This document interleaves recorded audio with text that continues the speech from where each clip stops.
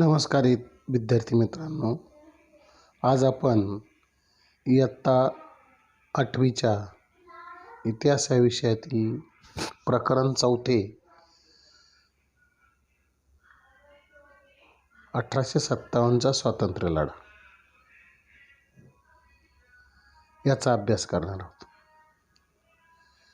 1857 साली इंग्रज सत्तेला हादरा करून टाकणारा मोठा लढा भारतात झाला. हा लढा काही अचानक उद्भवला नाही. त्यापूर्वी भारतात इंग्रजांविरुद्ध अनेक लढे झाले होते. 1857च्या लढ्याची व्याप्ती आणि त्यामागची भूमिका लक्षात घेऊन स्वातंत्र्यवीर सावरकरांनी ज्या पुस्तकातून ही मांडणी केली त्या 1857चे स्वातंत्र्य समर या पुस्तकाने पुढे क्रांतिकारकांना ब्रिटिशांविरुद्ध लढ्याची प्रेरणा दिली. 1857 पूर्वीचे लढे. भारतात ज्या भागात इंग्रज सत्ता स्थापन झाली तेथील लोकांना इंग्रज शासनाचे दुष्परिणाम भोगावे लागले. कंपन्यांच्या सत्तेमुळे आपले सर्व स्तरातून शोषण होत आहे याची जाणीव भारतीयांच्या मनात निर्माण होऊ लागली आणि त्या सत्तेविरुद्ध असंतोष वाढला. शेतकरी व सामान्य जनता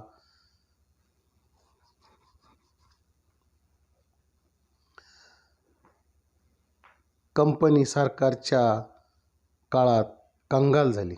अशातच 1770मध्ये बंगाल प्रांतात मोठा दुष्काळ पडला. इंग्रजी राज्यकर्त्यांचे जनतेशी वर्तन मात्र उदासीन व संवेदनशून्य राहिले. सन 1763 ते 1857 या काळात बंगालमध्ये प्रथम संन्याशाच्या व त्यानंतर फकीरांच्या नेतृत्वाखाली शेतकऱ्यांनी लढे दिले. तसेच लढे गुजरात, राजस्थान, महाराष्ट्र व भारतातही झाले. उमा नाईक यांनी दिलेला लढाई असाच उग्र होता. उमाजींनी आपल्या रामोशी बांधवांना व स्थानिक युवकांना संघटित करून इंग्रजांविरुद्ध बंड केले. त्यात एक जाहीरनामा काढून त्यांनी इंग्रजांविरुद्ध लढा देण्याचे व इंग्रजी सत्ता झुगारून देण्याचे आवाहन केले. पुणे, सातारा, अहमदनगर, सोलापूर, नाशिक, भोर इत्यादी भागात त्यांनी आपला दरारा निर्माण केला. 1832मध्ये कंपनी सरकारने उमाजी नाईक यांना अटक केली. त्यांना पुणे येथे फाशी देण्यात आली. भारतातील आदिवासी व वन्य जमातींनीही इंग्रज सत्तेला आव्हान दिले. या जमातींचा उदरनिर्वाह जंगलातील संपत्तीवर होत होता. ब्रिटिशांनी कायद्याने त्यांच्या हक्कांवर गदा आणल्या. परिणामी बिहार, छोटा नागपूर परिसरातील कोलाम, ओडिसातील गोंड, बिहारमध्ये संथाळ यांनी ब्रिटिशांच्या विरोधात लढे दिले. महाराष्ट्रातील भिल्ल, कोळी, रामोशी यांनी इंग्रजांविरुद्ध लढे दिले. कोल्हापूर परिसरात गडकऱ्यांनी तर कोकणात फोंड सावंतांनी इंग्रजी सत्तेला आव्हान दिले. 1857 पूर्वी देशाच्या निरनिराळ्या भागात काही जमीनदार आणि वाड्यांनी लढे दिले. ईस्ट इंडिया कंपनीच्या फौजेत अनेक भारतीय सैनिक होते. कंपनीकडून त्यांना दुजाभावाची वागणूक दिली जात असे. वेतन व भत्ते इंग्रजी सैनिकांच्या तुलनेत अत्यंत अल्प होते. 1806 साली वेल्लोर येथे तर 1824 साली कपूर च्या उठावाने उग्र रूप धारण केले.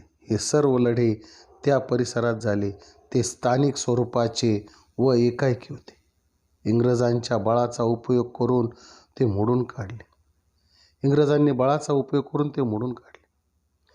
लोकांचा असंतोष दडपला गेला, पण तो नाहीसा झाला नाही. हा वणवा 1857च्या स्वातंत्र्य युद्धात भडकला. ब्रिटिश कंपनी सत्तेविरुद्ध अनेक ठिकाणी लढे उभे राहिले. दारूच्या कोठारावर ठिणगी पाडावी आणि त्यांचा मोठा स्फोट व्हावा अशी अवस्था झाली. भारतातील विविध वर्गांमध्ये साठलेला असंतोष या लढ्याच्या रूपाने बाहेर पडला आणि त्याचा उद्रेक अभूतपूर्व अशा सशस्त्र लढ्याने झाला. विद्यार्थी मित्रांनो, हे या 1857च्या स्वातंत्र्य लढ्यापूर्वीची अशा प्रकारचे वेगवेगळे युद्ध होऊन गेले. त्यात 1857चा लढ्याचे कारण महत्त्वाचे काय कारण ठरले? 1857च्या युद्धाला नेमकं कारण कोणतं? इंग्रज पूर्व काळात भारतात अनेक राजवटी होत्या, त्यामध्ये बदल होत गेला. अनेक राजवटी भारतात होत्या, त्यामध्ये वेळोवेळी बदल होत गेला. तर गावगाडा पूर्वीसारखा चालू राहिला. इंग्रजांनी मात्र प्रचलित व्यवस्था बदलून नवीन व्यवस्था निर्माण करण्याचा प्रयत्न केला. गावगाडा चालूच होता, परंतु इंग्रजांनी काय केलं? प्रचलित व्यवस्था बदलून नवीन व्यवस्था करण्याचा प्रयत्न केला. गावगाड्याचे बदलत असलेले रूप पाहून जनतेच्या मनात अस्थिरता व असुरक्षिततेची भावना निर्माण झाली. गावगाड्याचे बदलते रूप पाहून जनतेच्या मनात असुरक्षिततेची भावना निर्माण झाली, अस्थिरतेची भावना निर्माण झाली. आता पहिलं कारण आहे आर्थिक कारण.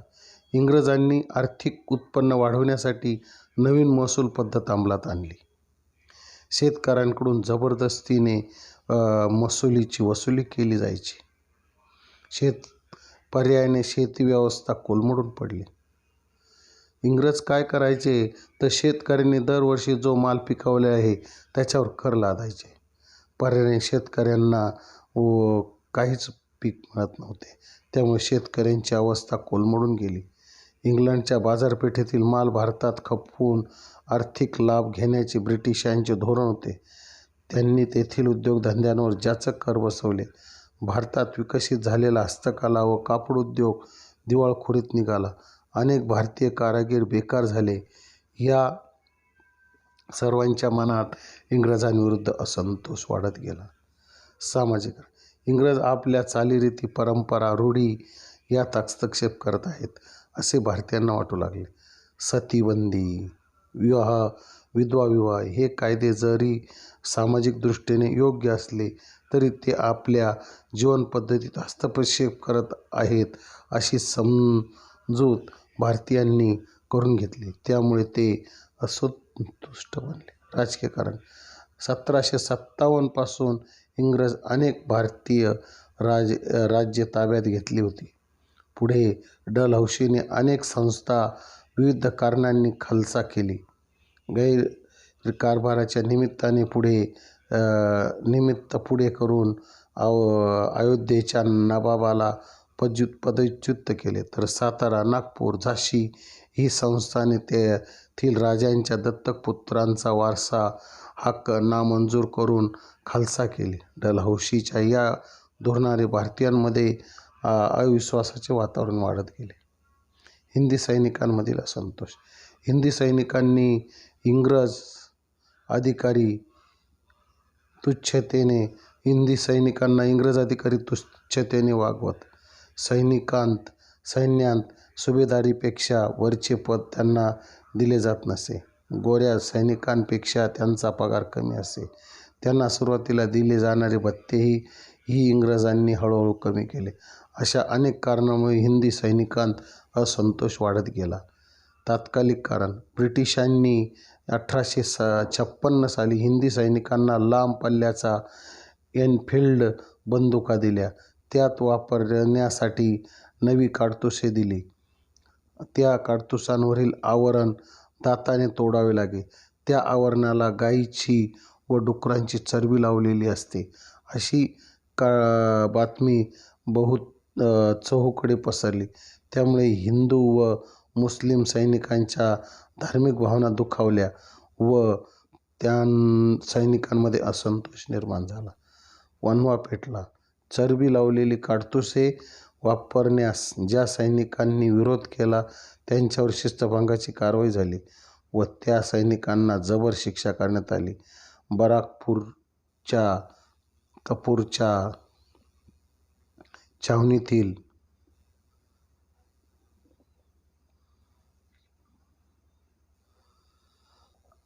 मंगल पांडे यांनी इंग्रज अधिकाऱ्यांच्या अन्यायी वृत्तीला विरोध करण्याच्या भावनेने ब्रिटिश अधिकाऱ्यांवर गोळी झाडली. मंगल पांडे यांना अटक करून फाशी देण्यात आली. ही बातमी वणव्यासारखी चहूकडे पसरली. मेरठ छावणीतील हिंदी सैनिकांची पूर्ण पलटणच बंड करून उठली. सैनिक दिल्लीच्या रोखाने निघाले. वाटेत हजारो नागरिक उत्स्फूर्तपणे त्यांना मिळत गेले. 12 मे 1857 रोजी सैनिकांनी दिल्लीचा ताबा घेतला. त्यांना मुघल बादशाह बहादूरशाह यांच्याकडे लढ्याचे नेतृत्व दिले. भारताचा सम्राट म्हणून त्याच्या नावाने द्वाही फिरण्यात आली. लढ्याची व्याप्ती. दिल्ली ताब्यात येताच सैनिकांचा आत्मविश्वास वाढला. भारतात इतर ठिकाणी असणाऱ्या सैनिकांना यामुळे प्रेरणा मिळाली. लवकरच उठावाचे लोण उत्तर भारतातही पसरले. बिहारपासून राजपुतान्यापर्यंत इंग्रज छावण्यांतील सैनिकांनी बंडाचे निशाण उभारले. लखनौ, अलाहाबाद, कानपूर, बनारस, बरेली, झाशी या ठिकाणी उठावास प्रारंभ झाला. पुढे हे लोण दक्षिण भारतातही पसरले. नागपूर, सातारा, कोल्हापूर अशा नरगुंद अशा ठिकाणी उठाव झाले. सातारा छत्रपतींचे वारसदार शहाजी प्रतापसिंग व कारभारी रंगो बापूजी, कोल्हापूरचे चिमासाहेब, नरगुंदचे बाबासाहेब भावे, अहमदनगर जिल्ह्यातील संगमनेरजवळील भागोजी नाईक इत्यादी या लढ्यात अग्रभागी होते. नाशिक जिल्ह्यातील पेठ सुरगाण्याच्या राण्यासारख्या स्त्रियाही त्यात सामील झाल्या. 1857 साली खानदेशात कजार सिंग यांच्या नेतृत्वाखाली भिल्लांनी उठाव केला तर सापुतारा परिसरात शंकरशहांनी लढ्याचे नेतृत्व केले. खानदेशातील उठावात 400 भिल्ल सहभागी झाले होते. चारशे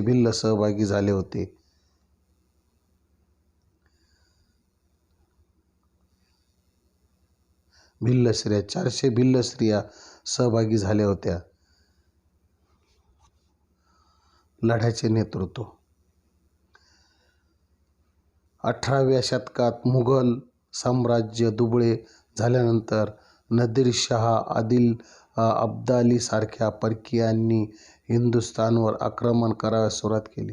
मुघल साम्राज्य त्यांना प्रतिकार करू शकत नाही हे लक्षात आल्यावर मराठ्यांनी परकीय आक्रमणापासून हिंदुस्थानच्या रक्षणाची जबाबदारी आपल्या शिरावर घेतली.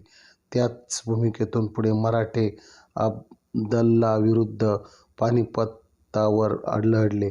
1857च्या स्वातंत्र्य लढ्यात मुघल साम्राज्याचा वारसदार बहादूरशाह इंग्रजांविरुद्ध लढण्यास असमर्थ आहे हे लक्षात आल्यानंतर बहादूरशाहचे नेतृत्व मान्य करून नानासाहेब पेशवे, झाशीची राणी लक्ष्मीबाई, तात्या टोपे यांनी 1857च्या स्वातंत्र्य लढ्याची सूत्रे आपल्या हातात घेतली.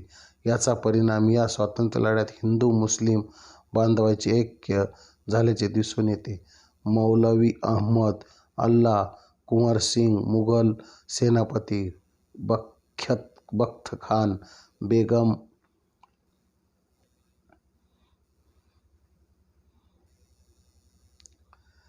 हजरत महल यांनी विविध ठिकाणी उठावाचे नेतृत्व केले. दिल्ली, कानपूर, लखनौ, झाशी तसेच पश्चिम बिहारमधील उठावाचे स्वरूपही विशेष उग्र होते. बिमोड भारतीय इंग्रजांशी प्राणपणाने लढले. यामध्ये सैनिक, जमीनदार, राजे, सेनापती व जनताही होती. हिंदी सैनिकांच्या नियोजित वेळेपूर्वीच उठाव सुरू झाला. सुरुवातीला हिंदी सैनिकांना यश मिळत गेले, परंतु इंग्रजी सत्तेची सैन्य संख्या व प्रशासकीय ताकद मोठी होती. इंग्रजांनी उठावाचा बिमोड साम, दाम, दंड, भेद या नीतीप्रमाणे केला. या धक्क्यातून इंग्रज सत्ता लवकरच सावरली आणि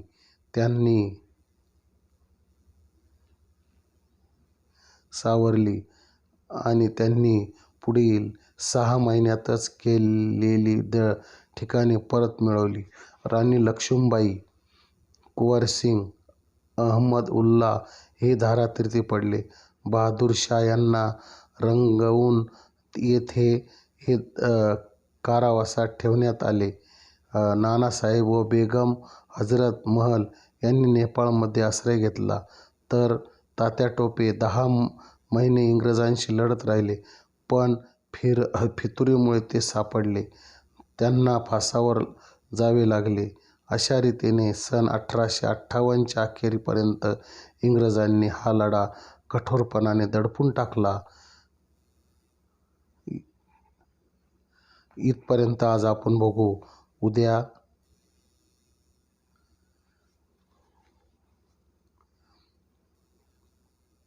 जरी लढ्याची सुरुवात हिंदी सैनिकांच्या असंतोषामुळे झाली, तरी पुढे शेतकरी, कारागीर, सामान्य जनता, आदिवासी इंग्रजांविरोधात एकत्र आले. या अन्यायकारी राजवटीचा पाडाव करण्यासाठी सर्व भारतीयांनी हा संग्राम केला. या लढ्यात हिंदू, मुसलमान, विविध जाती जमातीचे लोक मोठ्या ताकदीने उभे राहिले.